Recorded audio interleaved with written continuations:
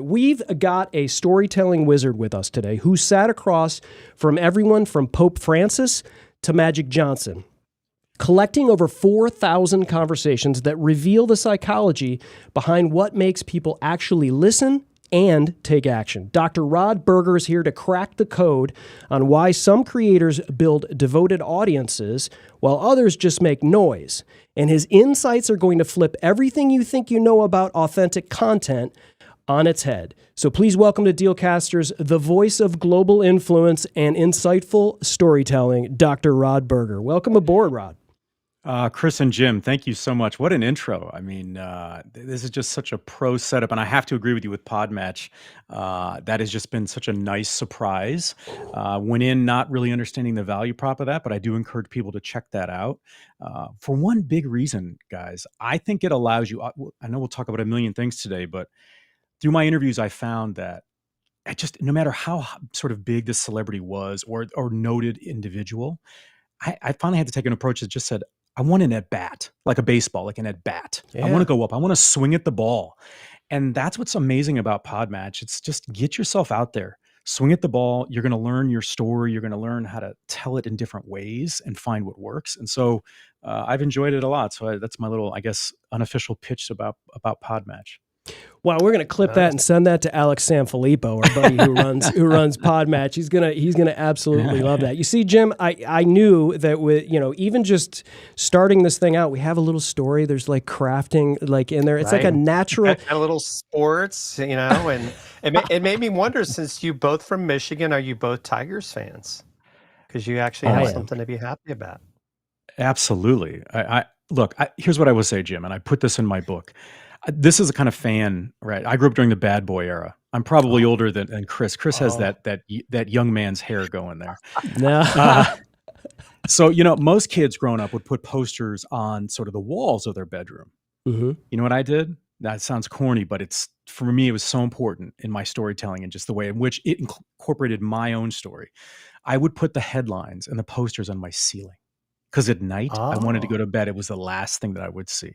Nice. Wow. Nice. So you probably had Ben Wallace and Chauncey Billups and no. I had Isaiah. I had I had Dumars, maybe the hanky that it was like a black and white, bad boys that you're swinging at the game and all of that. Nice. Headlines from '89 and all of that good stuff.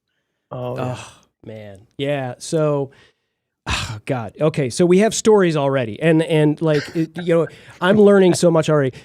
Part of the time, Rod, when we bring a guest like you on, there's this, hey, this guest can absolutely serve our audience. But there's also sort of a, hey, this is kind of free consultation for me. Like, I got to learn how to tell some stuff too, because we're on this side of the mic. We're on the other side of the mic too. I joke, but you've sat in interviews with Pope Francis, Magic Johnson. I saw recently UFC champion Khabib Nurmagomedov. What would you say is the one storytelling mistake, maybe, that you see creators making that immediately kills that audience connection? Love that question, Chris. I think it's that it's all inverted, right? The agenda drives the creation. And I think I think you need to have it loosely in mind, especially in a corporate space when you're thinking about marketing, right? There's some things that you want to hit. But the problem is you're backfilling with messages that don't connect. And so I never go in with an agenda. I learned that early on in my interviewing, that if I was going to be my best, it could not be based on an agenda, that I want to get something out of somebody. This is one of my rules, and not everybody is in the media to what the three of us do and the way we participate in conversations publicly. But I'll tell people, look, if you want me to talk about things that I can find in a press release, then I'm the wrong guy. Because to me, that's lazy storytelling. Yeah. But now in a world of AI, you can package these things together in a matter of moments if you understand long form prompts and you understand that if you put good information in, you can get good information out. But that's dangerous, right? Because I can look at a press release, I can look at data points, but I need to understand Jim's story of being a lieutenant colonel. Sure, we're talking today, we're live on all of these platforms, but I want to understand what's in the dark corners of his mind. And if I go in with an agenda, I'm going to miss that. I'm probably going to miss the gold. So I think what people get wrong is they're so hell-bent on an agenda because their value prop in their position is dependent upon them delivering on that one KPI. And I think that misses the point, right? You'll get a Marcom, sort of this mishmash department or outsourced folks that you bring together. You say, guys, we want to talk about our new product. And everybody has to contribute something, because otherwise, why are they getting paid? Why are they sort of on the payroll? Well, now what happens? Well, okay, the three of us are working on something. And Chris, if you don't say something, and the CEO or the chief marketing officer sits there, it's like, well, what's Chris offering? It's like if you call your lawyer for advice, they're going to give it to you because they can't charge you otherwise. So Right. sometimes, right, it's just a basic premise. And I think the same thing happens in storytelling. And sometimes I think you have to go with your gut and do an exploratory investigation about stories that impact your demographic that you're trying to reach. And if you do that and you're curious, now you can formulate, all right, we've been wrong the whole time. We've been going through this sort of 7 steps to achieving X, or why you should include this into your supplement regimen. Okay, fine, but how did we get there? Well, we have to sell these products. No.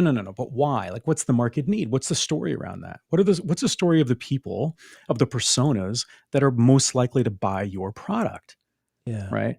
Is there, it's like stopping an elevator between 2 floors. I'm a big believer in that, right? This goes back to Dead Poets Society and Robin Williams standing on the desk, giving a different platform and perspective, and Ethan Hawke looking at him and captain my captain as he stands on the desk, because it fueled him with a different perspective of his contribution to that environment, that classroom amongst his classmates at that given point in time. So I think that's a huge mistake that we make, is that we're agenda driven. It's like you brought up Khabib, right? The UFC fighter. I mean, I was sitting in this chair and I get a random phone call from this group out of New York. And it was one of the, today, who picks up a random phone call? I don't. For whatever reason, I did. And it was this person who said, hey, Rod, you don't know who I am. But we were in a meeting about Khabib, the UFC Hall of Famer, and your name popped up as someone who might do something different. Yeah. Okay. I had nothing to lose. So I said, wow, this is interesting. And I said, well, given the language and the translation potential issues, I think this should be done in person, because I had nothing to lose, right? And they said, oh, yeah, you're probably right. And then I said, well, let's go a step further. It's just a random phone call on a Monday. I said, I think we should do it inside the octagon. And I think you should film it. And they said, now that's interesting. Let's get back to you. 10 minutes later, they were like, yeah, he loves it. And then, a couple weeks later, I'm down in Miami inside the octagon interviewing the guy. Now, I was told by everybody, don't ask him this, don't ask him that, right? Okay. Fine, whatever. I sort of ignored that. Because I'm not going in with an agenda. So it's never going to be on my sort of call list to then go down and ask, right? And guess what?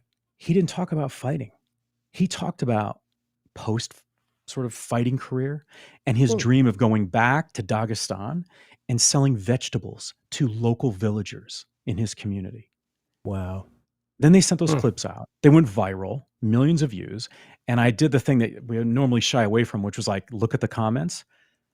People loved that they got to know him in a way that was very different than tactically, like what happened when he fought McGregor or things like that. And that's because there's no agenda going into it. And sometimes you have to trust your gut. Even in professional settings, it's like, how would this land if I saw this ad on a Saturday with my family, right? It's going to land different here in the office or over a Zoom. Like, am I going to care?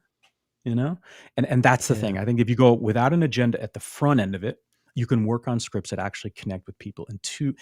But if everybody's value prop is in contributing something at that conference room table, you're sort of at a loss. And that's where I think the leaders have to set the stage, right? Like McKinsey just came out with a report last week about it. Again, storytelling is everywhere in every domain of our lives. How do we tell better stories? Because of the importance of pulling people in and going, look, Jim and Chris, I'm new, in essence, I'm new to the company, but I believe in their story. I believe that I can participate on the proverbial stage with them, even if I am the standalone oak tree in the back corner, because at this point in my career, I can learn from them and I know I can contribute. And the tree is part of the environment, and that is just as important as who's talking center stage. Wow. Outstanding. So we often talk to people to create some sort of structure or some sort of outline when they're doing an interview, or even when they're going in to be a guest. And we say, just never wing it, because that usually ends up, but it sounds to me like there's a lot of winging going on before even you're interviewing UFC champions. So a lot of what you do is reading the room, right? Having that conversation maybe, and seeing where it goes, and chasing the answers, and seeing where the guest is comfortable going. Do I have that accurately? Like put me in the seat where you're, in the octagon talking to Habib, and he gets to the, to his philanthropic thing where, in feeding, underprivileged and things like that. How does it go there? How did you get there? Because, and then, in order to make it different, how did you get him to tell that story? I love that you brought up sort of winging it, and so guilty as charged in some manner, right? And I would look. I wasn't born, I had to put in the time in the 4,000 interviews and all of that and counting. Early on, I will say that I would take if I was going to interview you guys, I would do it 2 weeks out so that I had 2 weeks to dive into your backgrounds and find whatever I could. That's just that general sort of panic. You want to be prepared. You want to be professional. You don't want to be stuck with a camera on you, freezing. We all have that sort of fear of you're going to freeze, right? But then I had an instance where an interview got rescheduled. Something happened where it wasn't going to be in a few days. It was going to be in an hour or two. And I didn't have any extra time, obviously, to prep. So I'm a child of Star Wars, and I had to sort of channel the Obi-Wan Kenobi and go with the Force, right? Trust the Force. Yeah. Trust my general curiosity about people.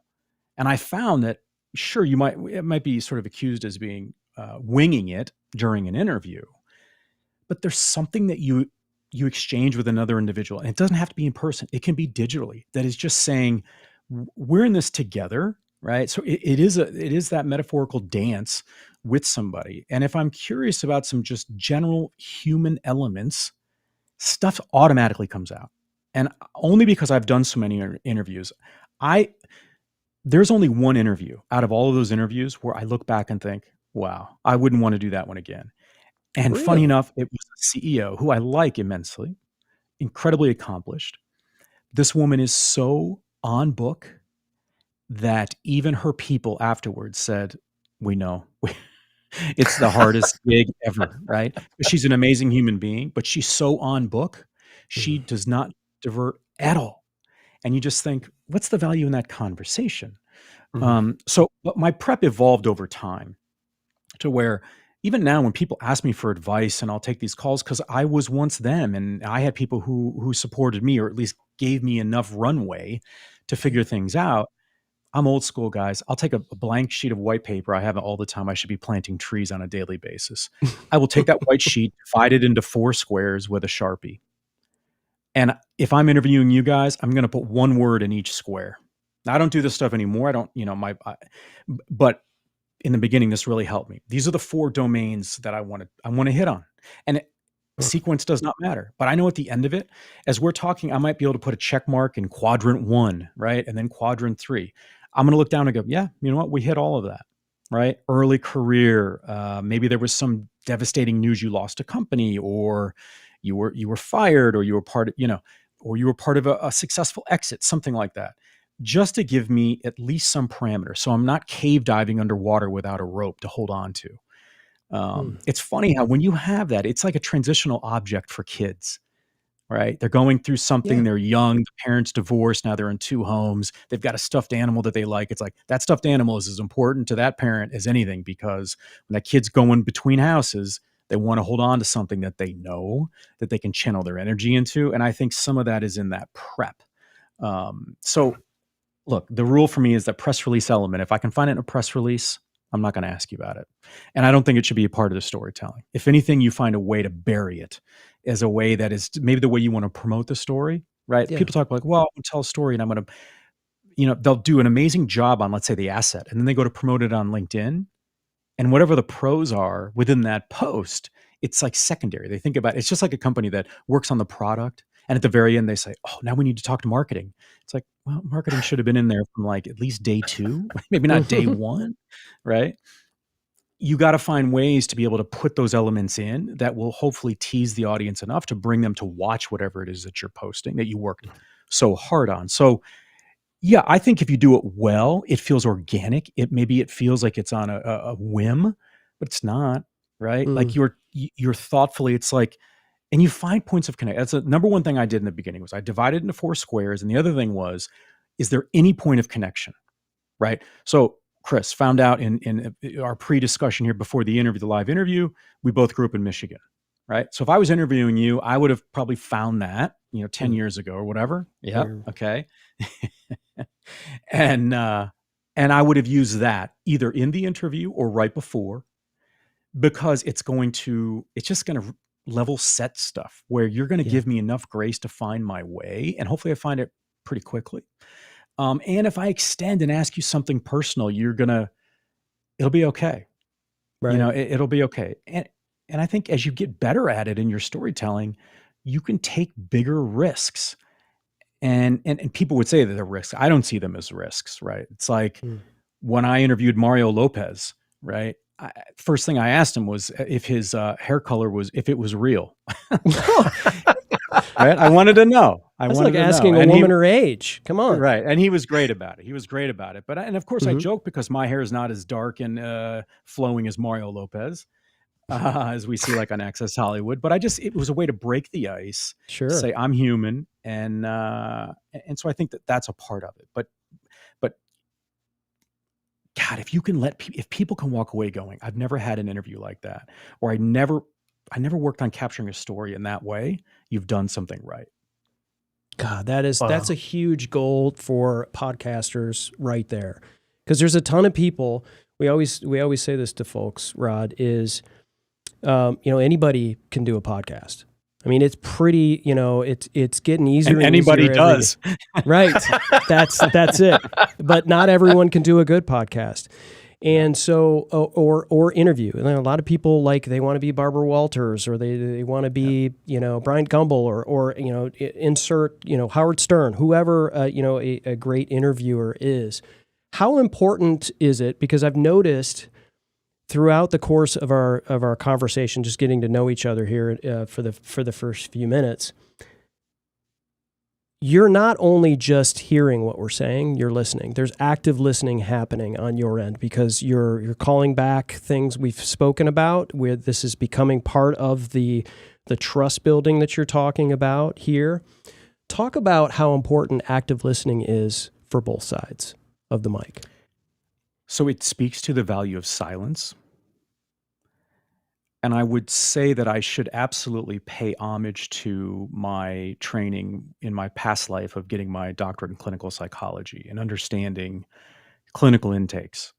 And that when you're sitting in the room across from somebody that is suicidal or going through a divorce, or a kid that sadly has been abused or is in an abusive environment, you become very keenly aware of your physical presence in the room. You become keenly aware of the power of silence and providing the best intention and unbiased environment for them to share whatever it is they want to share.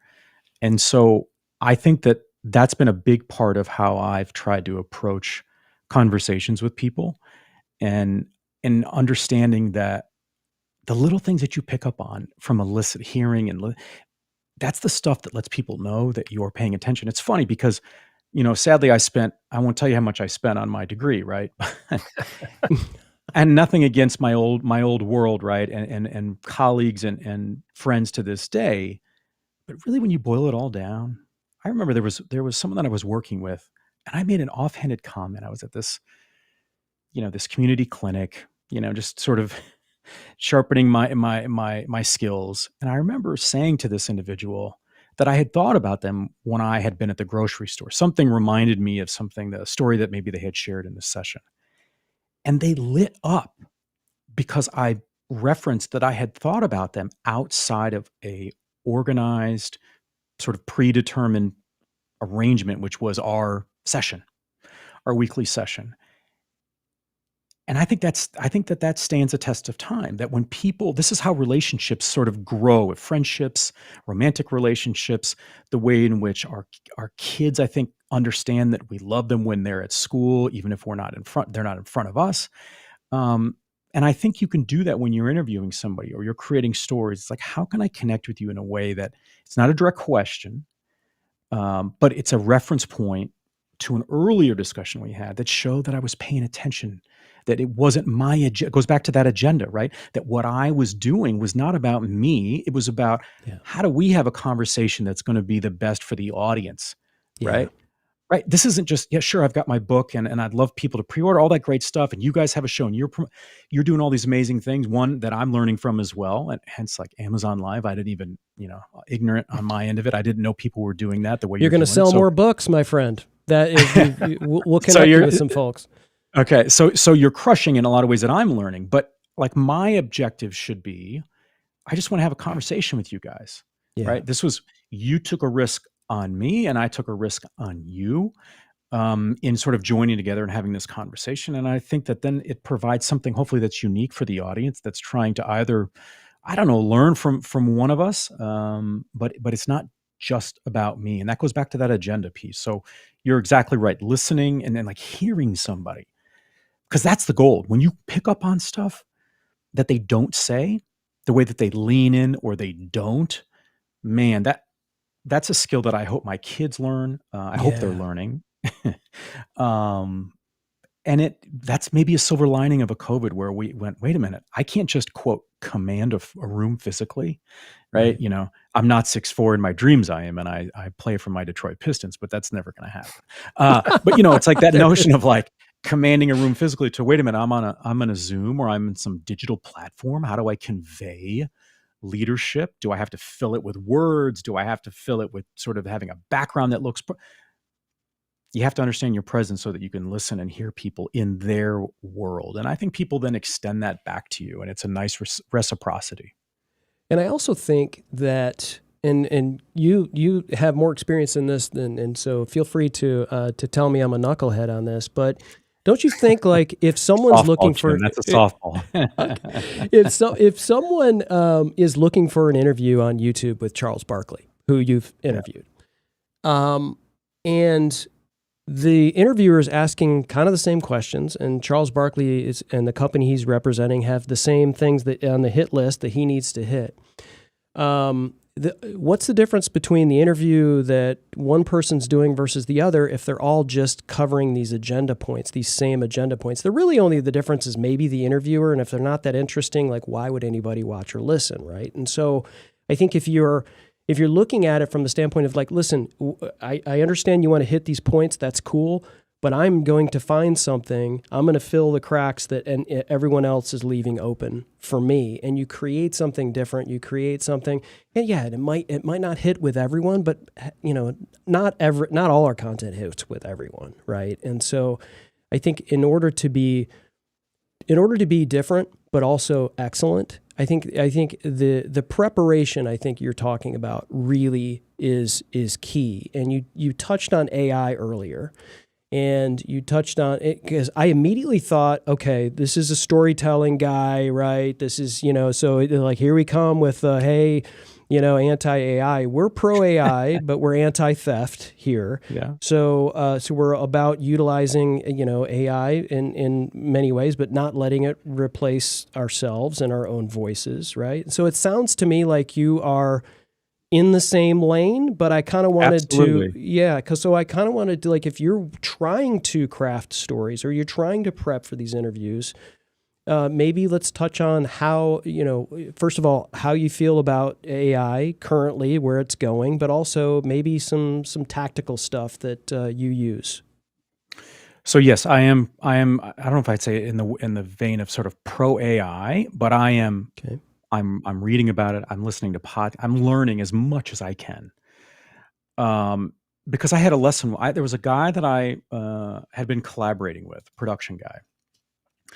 And this is just a few years ago, he didn't tell me he was doing this, but basically what he was doing was he was creating a couple of personas based on my writing publicly from Forbes and Entrepreneur magazine. And he was sort of testing out how powerful AI was and creating a writing style and voice that matched me. And so he asked me this sort of big question, end of life, whatever it was. And then he basically sent me 2 versions based on 2 different writing styles because of the different publications and what they look for. And I could not, it sounded just like me. And so that was a massive wake-up call that I've got to pay attention. And you know what reminded me, Chris? It reminded me of the days, do you remember these days back when I'd present somewhere and you'd have a PowerPoint and people would go, can we get a copy of that PowerPoint? Right. And there was always that, like, I don't want to share that. I put work into it. What are you going to do with it? Right, exactly. And then you finally had that point where you just go, I don't really care. Go ahead and take it, because even if you go and present it yourself, it's going to come across probably pretty stale. Sure. Have at it, right? So you kind of just let the floodgates open. I go back, when it comes to AI, for me, AI is it's the old notion of garbage in, garbage out, right? So if you're in the content space and you are asking AI to come up with content cold, then that's a you problem, as I joke with my kids about. Like, that's a you problem. Yeah. But if you're putting in existing content from reputable sources, like articles about whatever it is, podcast techniques, and you wanted to analyze it, or you're going to work on, put in some of your own content alongside that and then analyze it and create really creative stuff, fine. But there's a huge difference between, let's say, a 22-year-old, and we've all been there, where you're like, oh, okay, they need something from me, and you're seeking the answer to get the end product. Between that and, wait a minute, well, we've got all these blogs that our company has put out, right? So I'm going to upload these blogs. I'm going to analyze them. We're going to put it together and create sort of these personas based on leaders that have voices. Because a lot of companies will reach out to me behind the scenes and say, hey, we want to create podcasts for our CEO, our CFO. Like, everybody wants to have their show. You were talking about that earlier, right? Everybody and anybody has a podcast. Okay, but what's their voice? Like, what do they want to contribute? And if they're sort of overlapping, now we're cannibalizing the value that we could be offering the market. And so it truly, to me, is if you put good information in and then you add really interesting ways in which you integrate that content, you get some really cool stuff.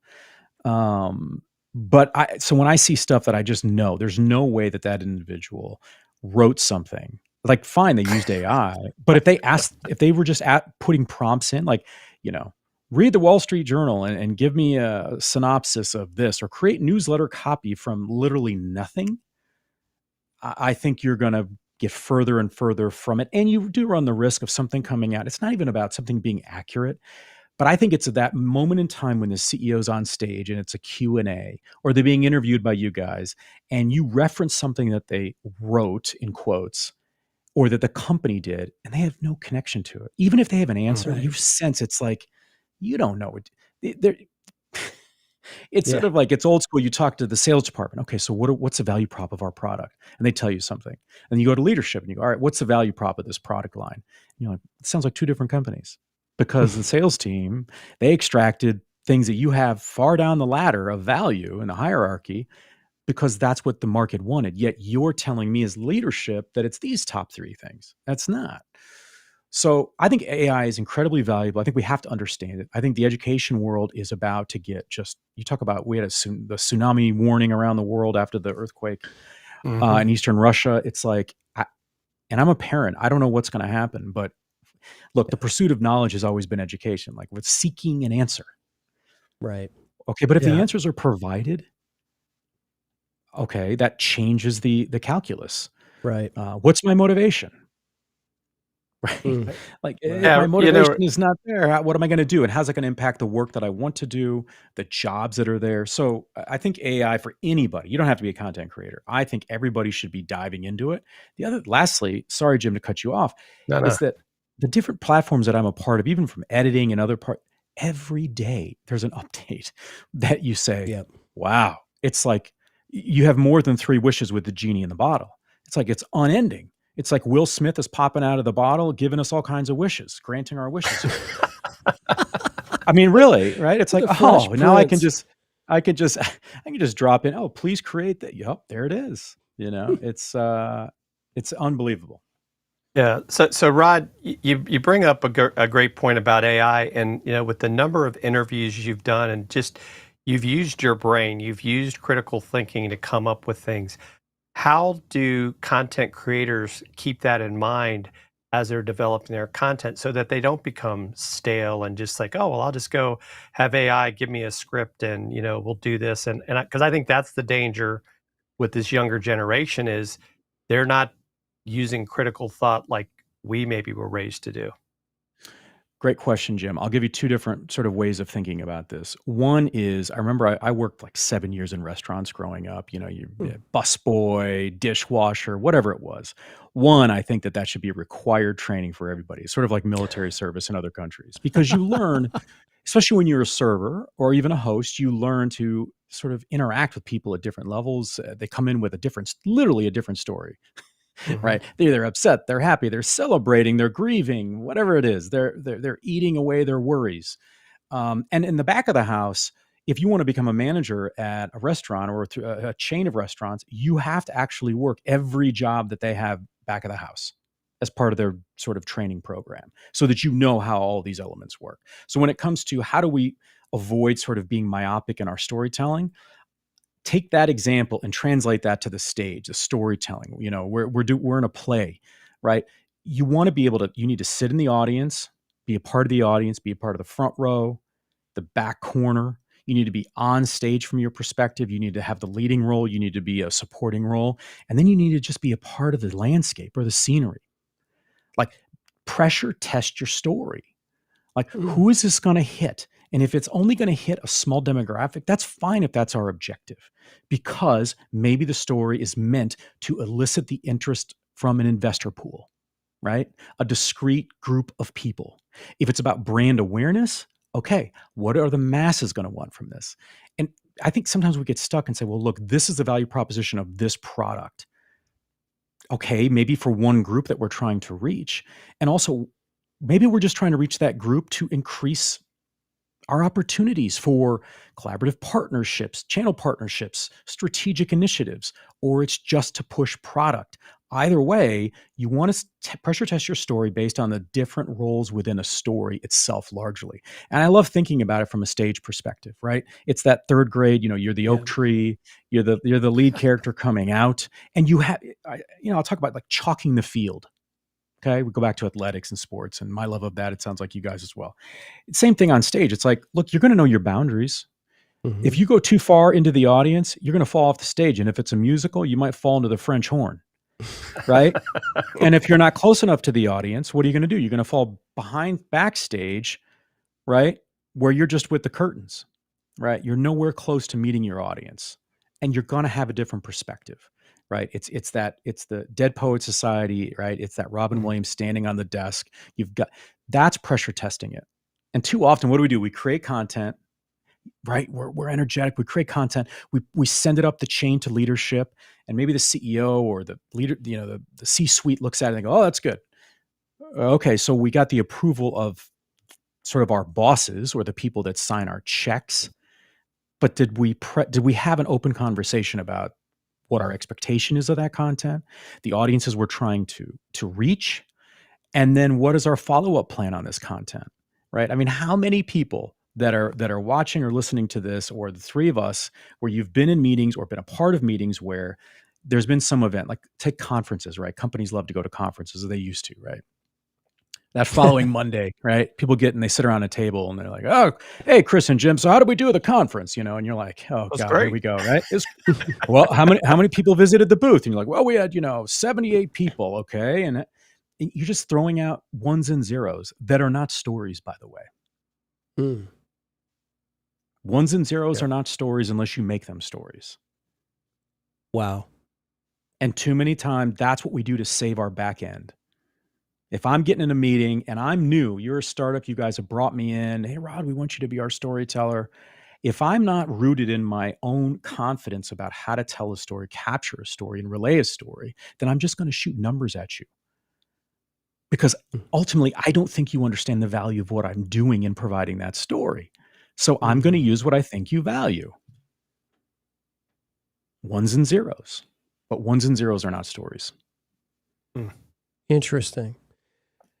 So you're talking a lot about being in, corporate boardrooms, right? But you also you've worked, refugee camps, you worked with various, different things. You talk about the creating of the content, but so much of what's going on in content creation is creating something that grabs your attention, something that's very clickable, something that's, sensational, right? How do you balance something that needs to have that professionalism, the dignity, the excellence? I'm not saying that people aren't making clickable content that isn't Sure. excellent. I'm not saying that at all. Yeah.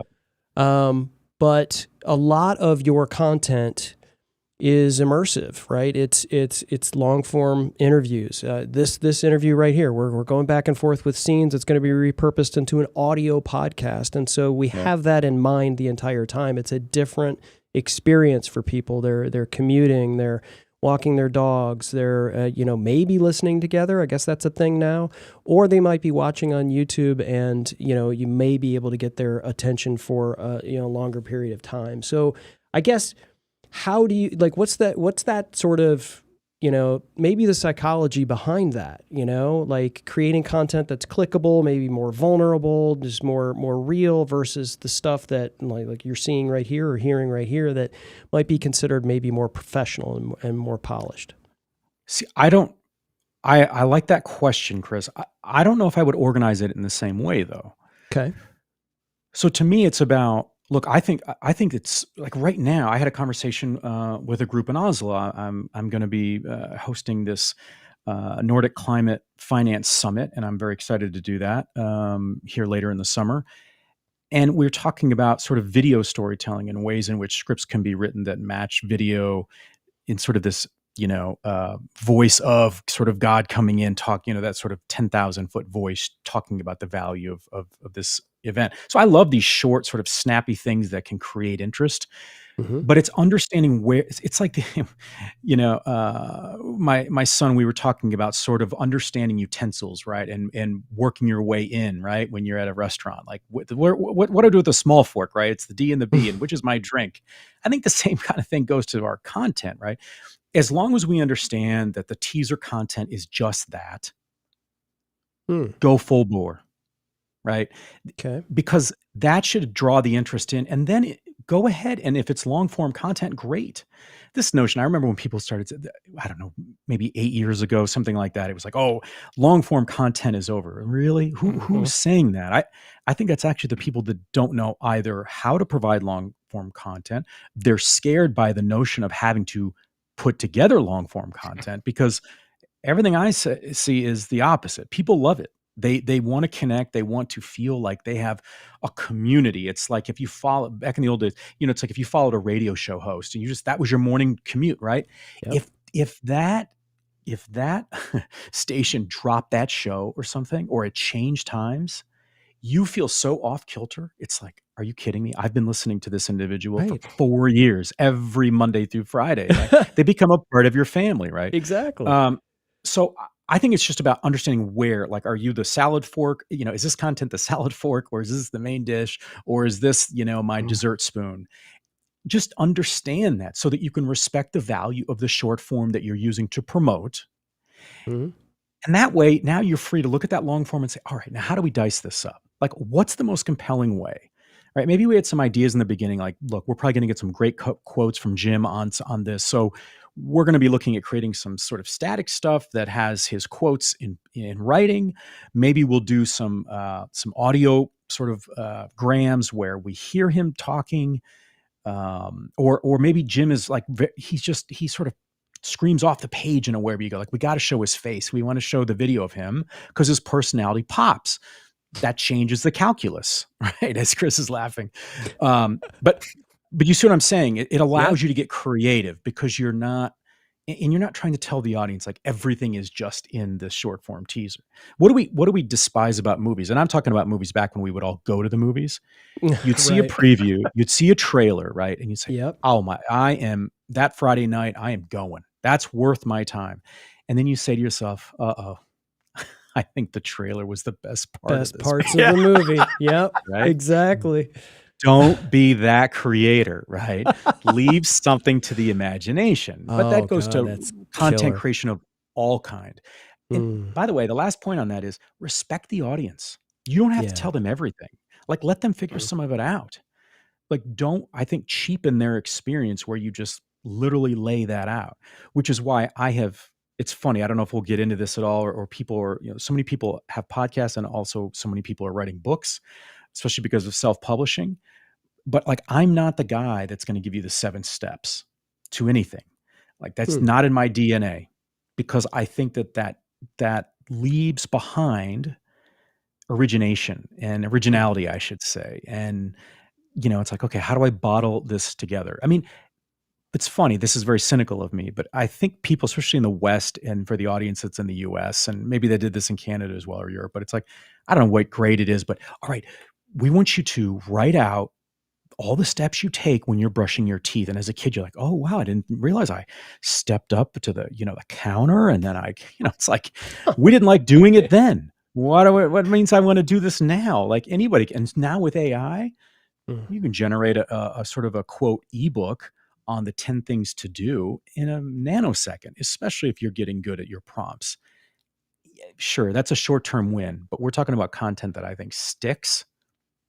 I think you have to be more original with that and be willing to explore that long form and understand the value of the short form teaser.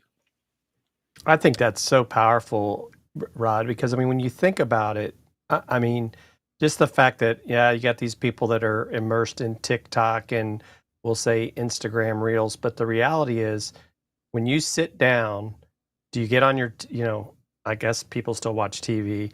Do you sit there and say, oh, I want to watch something for a minute and then watch something else? No, you sit there, or like we'll binge watch things. Like we'll binge watch a series. Chris and I were talking about the show that you were a part of on Netflix, the Big Blue, is it Big Blue Water, Chris? I might have got the name wrong. But that sort of stuff is like, that's interesting. I want to learn more about it. I don't want to just have oh, look, 30-second, 60-second clip. That was great.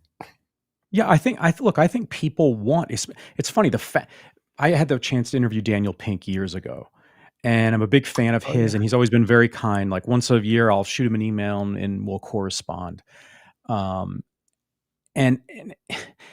he has this notion where he talks about we're stimulus rich, but context poor. And I love that because it goes back to, he had a book, don't quote me on this, I think it was like 08, 09, something like that. I think it's called A Whole New Mind. And I love the premise of it because it's sort of like the more evolved that we get, sort of everything folds in on itself and becomes simpler. Design, like different elements. And so I think that comes to our storytelling as well. And because things are moving at such a pace, we actually do want to slow down. And we want to feel connected. And that, I think, is the power of this medium, which is the audio component, audio and video and storytelling and interviewing people, is that we want to know that people are out there. It's like we've landed on a planet and we're sort of looking to like tap into a signal we don't know that's there, but like, wait, Chris and Jim are on the other side of the moon. I'm going to get over there because I need that sort of human connection. So I think that, while we are stimulus rich, we're dying for context. We're dying to understand what role we could play in someone else's larger story, or one that we could produce together. All right, so we've talked about a book coming, yet we haven't talked about the book, and here we are, most of the way through the what interview. What a teaser, huh, Chris? Yes. So I'm just going to go there because Rod, you're gonna talk about everything but the book, but we've got to talk about the book, and this book is called The Narrative Edge, and if you're watching over on Amazon, it's in the carousel, and it's by our new friend, Dr. Rod Berger, and it's The Narrative Edge, authentic storytelling that meets the moment, and it's a pre-order right now for the hardcover, and it's out in November. What's the date, That's Rod? correct. Yeah, I think it gets delivered by the 18th, I think. But Okay. I pre-ordered it today. It said the 18th. Yeah. Well, thank you.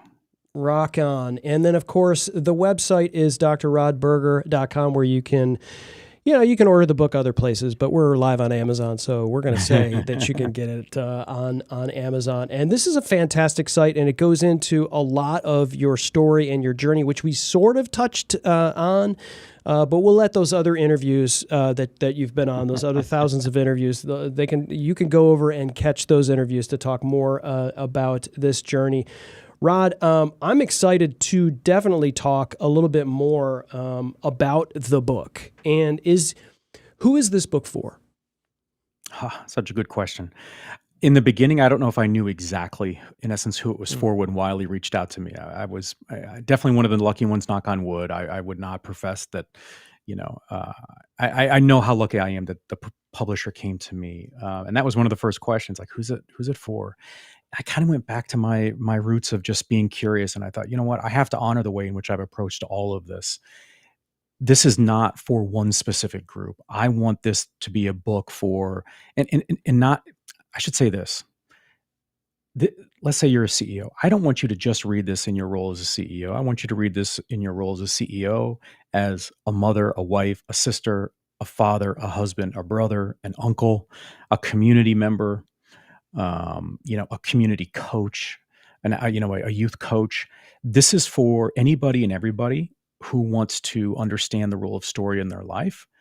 And I did that intentionally. It's funny because when I first started podcasting, I remember somebody said to me, why are you interviewing these people from different sort of segments of the world? Why aren't you just focusing on this one population or demographic? And I just said, one, I don't think that's interesting. And two, I think people are far more compelling, right, and complex. And so I'm going to learn if I interview people of all backgrounds and sort of successes or levels of success, students, obviously it went sort of higher than I would have ever expected originally.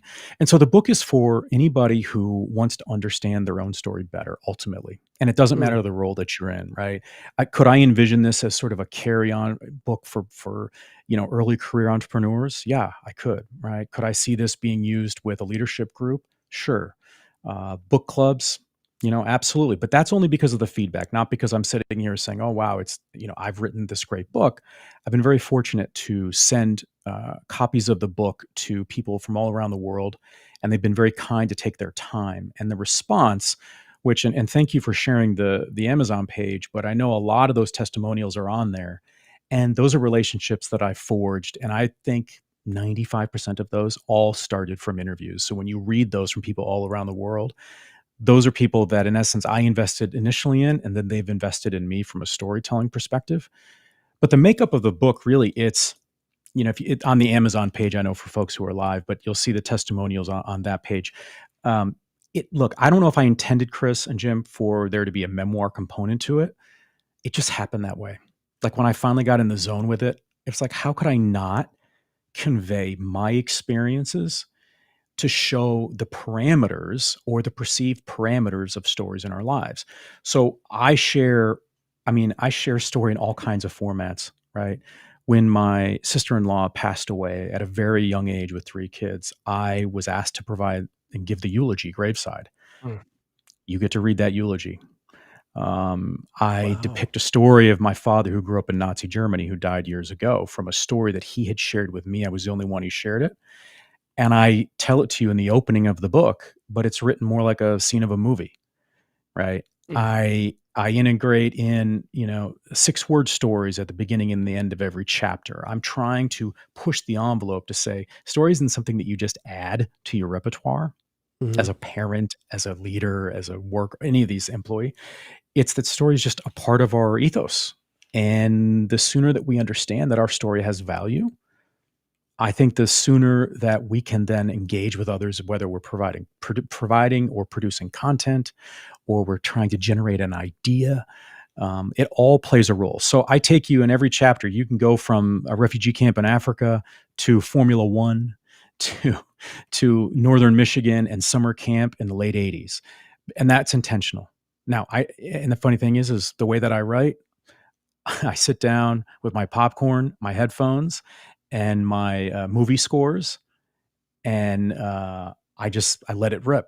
And I don't know what's going to come out. I may even have a loose idea. I think in this chapter, I realized this might be a story, and it may not even hit sort of the keyboard because I'm just going to let it go where it needs to go, and hopefully I've connected those dots. So it's a very long way of saying it's written for anybody and everybody who wants to understand the power of story and all of its elements. And at the end of the day, I think that it's a reflection that we are human, and Yeah. feeling all of the experiences and emotions makes us human, and that's not a bad thing. I love that. And I also love the fact that you talked about your process, and you talked about putting your headphones on and listening to movie scores. I'm a huge music guy. It's in my DNA and always has been. What 300 Gladiator? What's your score of choice? You know, is it epic? Yeah. I'm going to crush this book. You know, or is it Williams? So years like, ago, who's your? Years ago, it was the Forrest Gump Suite. I love that. But that's Okay. long ago. Schindler's Yeah. List, fantastic score. Yeah. Shawshank is one of my all-time favorites. Oh, wow. I will tell you that this book, I didn't put it in my acknowledgments, but I probably should have. But the score from the movie Interstellar with Matthew McConaughey, Yeah. there's the Cornfield Chase. If you look that up, that song, Okay. I would be scared and quite embarrassed to know how many times that played on repeat during my writing, because I don't like to. Once I hear something, it gets me sort of into a zone, and Yeah. I can go for hours on that song Just on on repeat. repeat. Oh, On that's repeat. awesome. That's awesome. And then it's stuck in your head throughout the day. So back to the book, and we've talked to a number of people that storytelling is their thing, and we understand the value of it. There's no question. It's what can separate you from anyone else who might be doing kind of the same thing. There's more value to it, but that's in our world that's a huge component of it. And so a lot of times when people sit down to say, I need to craft a story around something, or I need to have my own story, they think that because they don't have the story where they were mountain climbing and they fell and broke their leg and were starving for 2 days, and then somehow they find their way back to a camp, or whatever, that where you hear all these other people who have stories like that's what they kind of lead with. If they just have what they feel like is a regular life, how do you work with people to kind of identify what might be a story, and then how to craft that and bring that forward? Love that question. A couple of things, and I do this on the side. I'll work with senior leadership who are looking to sort of find their voice, is really how they will come to me. Yeah. And it's through a series of interviews and conversations to understand what rabbit holes they either go down or that they avoid, and then figuring out that space between the two. So and I love how you phrase that question, because I remember, and I talk about this in the book. I was very lucky. I had a teacher when I was a sophomore, my geometry teacher, who said to me one day, I think you ought to join this nonprofit, right? And it was about sort of supporting community and kids. It was just a feel-good kind of a group. I avoided trouble like the plague, right? I did not get in trouble. I'm not saying I'm proud of this, whatever, but I was sort of very regimented, and I fell in line growing up as a kid. It's probably because of my rearing with my late German father, right, who was much older. And I started to, this teacher had started to have me, he wanted me to speak, right, and go to schools and speak in front of kids that were my age or older than me even. And I just remember thinking, to your exact point, I can't say that I don't know, started on some gateway drug and then all of a sudden I found, my way back. I had lost everything as a kid. I screwed up my academic record and now I'm back. I didn't have any of that. Who would want to hear from me? But you know what was really funny? One, I was so thankful that he pushed me. And he pushed me really hard into a national competition for public speaking that all these sorts of things that I would have never done on my own. And then I started getting paid. This is the craziest part. As a teenager, to go and speak to other kids, which was pretty wild at that time. And I was just myself. And you know what I found? Look, it's like now we think, of course, like in politics, well, let's look at the demographic. How does it break down in the polls? I didn't think like that as a 17-year-old. But what I found was that sure, I was talking to the masses, but because I was genuine to my experience, there were members of that audience that would come up to me afterwards, kids, teachers, parents, that had never heard someone talk from my perspective, right? Yeah. And it was just a great lesson to say, again, like whenever I have gone off kilter and not been my best, it's when I've tried to, in essence, play to the audience. Mm. And I think that's so important in anything that we do. It's whether it's a speech that we're giving, or it's a meeting that we're going to have, it's a pitch to investors. It's like you're either going to, in essence, like me because I'm just being me, or you're not. Because if I'm manufacturing a story because I think that's what you want, I'm totally missing I'm missing an opportunity of connection. And I think that's the key component. So I did learn that early on. Thank goodness I learned that lesson that, you know what, there is a space for all stories. And I don't have to have this sort of, I don't know, background that you see in Hollywood or that we used to see growing up that, oh, wow, okay, this is why you've got a story. No. And that was very important for me. I don't know if I'd be here today if I had not had that experience or those experiences. I love that you said miss the opportunity for connection. And I think everybody still wants to connect. And it's and stories are a huge component of that. Because a lot of times when you're in the midst of telling a story, and I know you've seen it, Rod, is all of a sudden you start to see people light up a little bit and they start to nod a little bit, and they're imagining themselves in that spot. They've been there before, or they know someone that's been a part of what you're connecting with that audience from the stage. And those naysayers, Chris, but the please. naysayers who say, oh, story, come on, that's whatever. It's like soft skills or something like that. Guess what? I know you need a story when you're pulled over for speeding. In between that time that you put your vehicle in park and that officer's approaching your car, what's the first thing you think about? You don't think about the game later that night. No, you think about the story that you're going to tell. Mm-hmm. You go on a blind date as you're getting ready. You're going to go through, you may not use that term in your mind, but you're going to be thinking about the stories that you're going to share. They're going to sort of put you in the best position possible to be sort of received as someone who's attractive, who's interesting, et cetera, et cetera. You go to your first job interview. What story are you going to use? Wow. How do I convey when I went through a challenge? I'm only 23. Are they going to believe me? Right. So story's always there when you need it most. Wow. You're going to go, in sort of classical terms, you're going to go ask someone's parent if you can marry or propose, right? Okay, well, you're going to have to share a story about why their child is loved that much by you. So story plays a role when we need it most. Wow. Look at the little kid who takes something they shouldn't take. Susie, why did you do that? Well, guess what? Even 3-year-old Susie in her head's going, I need to come up with a story. You see, what it was right? That's right. What my brother did. Oh God, it's so true. Rod, this has been amazing. We could go on for hours. And the folks that are here in the chat room, I apologize. I've been somewhat remiss of folks that are in the Florence. Welcome in. She was happy to catch the live show. She also says, so true. Hi, Florence.